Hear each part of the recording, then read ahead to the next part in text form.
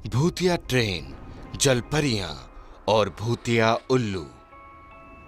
ब्लारा junction railway station से होकर जाने वाली नीलम एक्सप्रेस आज अपने टाइम के हिसाब से 5 घंटे लेट चल रही थी, जिसकी वजह से उसको फ्लाईओवर तक पहुंचते हुए रात हो गई थी। वैसे तो वो ट्रेन रोजाना दिन में ही उस फ्लाईओवर से गुजरा करती थी, लेकिन आज ऐसा कई सालों बाद हो रहा था कि रात के समय वो वहां से गुजर रही थी। और ये फ्लाईओवर समुद्र के ऊपर से होकर जाता था, जिसकी खूबसूरती आज रात में देखकर ट्रेन में बैठे यात्री खुश हो रहे थे। अच्छा हुआ आज ये ट्रेन लेट हो गई, वरना हमें तो पता ही नहीं था कि रात में नजारा इतना खूबसूरत लगता है। बाहर देखो कितना अच्छा मौसम है, हल्की हल्की चांदनी और फिर टिमटिमाते हुए तारे और ये पानी के ऊपर से होकर आती सुगंधित हवा, सब मिलकर कितना खूबसूरत मंजर लग रहा है। ये सुनकर एक बूढ़ी औरत उन लोगों को बोलती है, तुम लोगों को ये नजारा सुहाना लग रहा है, लेकिन मुझे तो इस वक्त बहुत डर लग रहा है। कहीं कहीं वो ना हो जाए जो 1.5 साल पहले हुआ था। उस दिन भी इसी तरह ट्रेन लेट होने की वजह से रात के समय यहाँ से गुजर रही थी। हाँ। तभी 2 दोस्त अमन और रजत बोलते हैं, अम्मा जी, कैसा डर? आपको किस बात का डर है? आपने तो जिंदगी के सारे मजे ले लिए। मुझे देखिए, मैं अभी तक कुंवारा हूँ। भाई कुआरा तो मैं भी हूँ। देख, सब दोस्तों की शादी हो गई, बस तू और मैं ही तड़प रहे हैं शादी का लड्डू खाने के लिए। वैसे अम्मा ये सब छोड़िए, आप ये बताइए उस रात हुआ क्या था जिसके बारे में सोचकर आप इतना डर रही हैं? बेटा, तुम इस पुल के बारे में नहीं जानते, इसीलिए ऐसी बातें कर रहे हो। कहा जाता है कि इस पुल के ऊपर चुड़ैलों का साया है, जो कि रात के समय ही लोगों पर हमला करती है। नहीं अम्मा जी, ये पुल कौन सा भूतिया पुल है जो आप ऐसे डर रही हो? भाई, भूतिया पुल भी हो तो मुझे तो बस कोई सुंदर सी चुड़ैल ही मिल जाए, मैं तो उसी से ही शादी कर लूंगा। वैसे अम्मा, ऐसा कुछ भी नहीं है। अगर ऐसा होता तो अभी तक तो हमला हो चुका होता। वो यात्री इतना कह ही पाता कि तभी अचानक से ट्रेन रुक जाती है और पटरियां और ट्रेन के डिब्बे हिलने लगते हैं। ये क्या? अचानक चलती ट्रेन कैसे रुक गई? और सब डिब्बे इतने हिल क्यों रहे हैं? ये सब क्या हो रहा है? मैंने तो पहले ही बोला था कि रात के समय यहाँ पर खतरा है। इस पुल के ऊपर चुड़ैलों का वास है। ओ भाई, अब मेरी चुड़ैल रानी आएगी और मैं उससे शादी करूंगा। भाई, अब मुझे भी डर लग रहा है। तू मजाक बंद कर।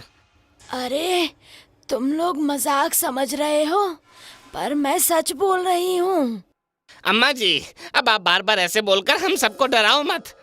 तभी लोग बाहर देखते हैं तो वहाँ कुछ डरावनी दिखने वाली चुड़ैलें ट्रेन के आसपास उड़ती हुई नजर आ रही थीं। और फिर थोड़ी देर के बाद वो ट्रेन के कई डिब्बों में घुस जाती हैं। मरोगे, सबके सब मरोगे। आज तुम लोगों की मौत तय है। आज तो पेट भर कर खाना मिलेगा। सालों बाद कोई ट्रेन रात में हमारे पुल पर आई है। ये क्या हो रहा है? कौन है ये सब?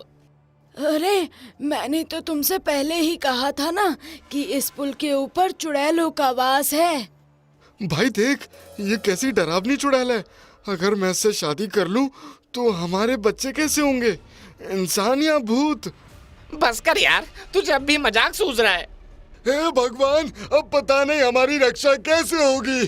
अम्मा, कोई तो तरीका होगा जिससे हमारी रक्षा हो सके। बेटा, पहले भी ऐसा किस्सा हुआ था। तब समुद्री जलपरियों ने लोगों को बचाया था, लेकिन समुद्री जलपरियों तक पहुंचा कैसे जाए ये कोई नहीं जानता। अम्मा, कोई तो रास्ता होगा जिससे हम बच पाएंगे। पायलट भी ट्रेन में नहीं था, उसकी जगह भी एक चुड़ैल बैठी थी।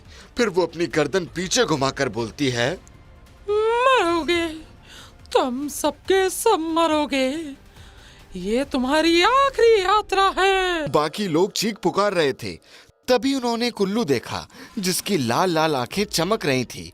वो ट्रेन के आसपास उड़ रहा था। फिर वो अचानक से ट्रेन में घुसा और बोला, ये ट्रेन रात के समय यहाँ क्यों आई? यहाँ चुड़ैल रात में बहुत ताकतवर होती हैं। अब हमें इन चुड़ैलों से कौन बचा सकता है? तभी भूतिया उल्लू बोलता है, फिक्र मत करो, मैं अपनी पूरी कोशिश करता हूँ इनसे निपटने की। ये सुनकर एक चुड़ैल हंसते हुए बोली, तू क्या इनको बचाएगा? भाग जा, वरना तू भी मारा जाएगा। तुम अगर चुड़ैल हो तो मुझे भी पिशाच देव से वरदान प्राप्त है और मैं भी एक भूतिया उल्लू हूँ। हैं? भूतिया उल्लू? चला जा, वरना तू भी मारा जाएगा। अगर हिम्मत है तो हमला करो। ये सुनकर एक चुड़ैल अपनी उंगली उल्लू की तरफ दिखाती है, जिससे एक हरी रोशनी निकलकर उल्लू से टकराती है। लेकिन उल्लू का उस पर कोई असर नहीं होता और वो अपनी आंखों से एक नीली रोशनी छोड़ता है, जिसके हमले से एक चुड़ैल चिल्लाती हुई ट्रेन के बाहर गिर जाती है।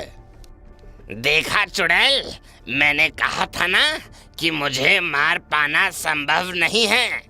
बहनों, पहले इस उल्लू को मिलकर खत्म करो, वरना ये हमें एक एक करके खत्म कर देगा। और सभी चुड़ैल मिलकर एक साथ उल्लू पर हमला करती हैं और वो घायल होकर ट्रेन से बाहर समुद्र में गिर जाता है। लेकिन जब वो समुद्र में गिरता है तो नीचे पाताल लोक तक पहुंच जाता है, जहां कुछ जलपरियां होती हैं। भूतिया उल्लू, तुम यहाँ कैसे आए? हमने तुम्हारे बारे में सुना हुआ है। जलपरी, कुछ चुड़ैलों ने एक ट्रेन पर कब्जा कर लिया है और उसे भूतिया ट्रेन बना दिया है। और जब मैंने उन लोगों से लड़ना चाहा तो मैं उनसे लड़ नहीं सका। उन चुड़ैलों के पास इतनी शक्तियाँ कहाँ से आई? हम सबको चलकर अभी उन्हें सबक सिखाना होगा।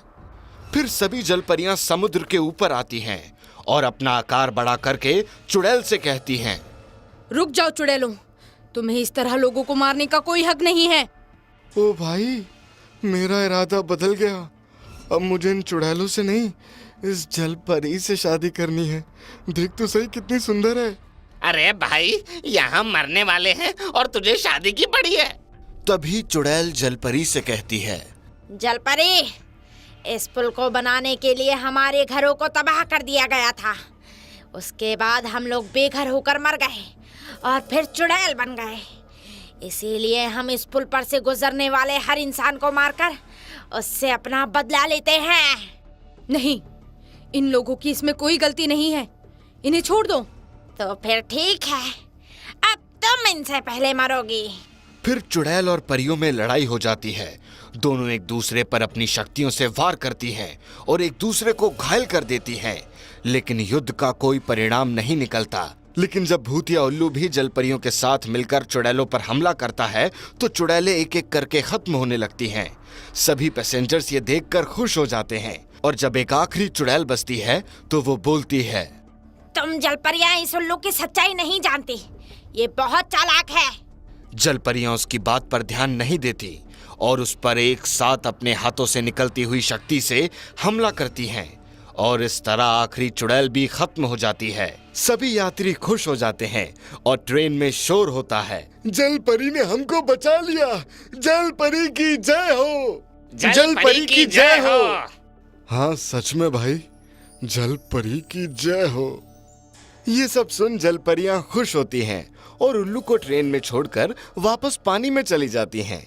उनके जाते ही उल्लू भयानक हंसी हंसने लगता है। कैसे मैंने जलपरियों को बेवकूफ बनाकर चुड़ैलों को मरवा दिया।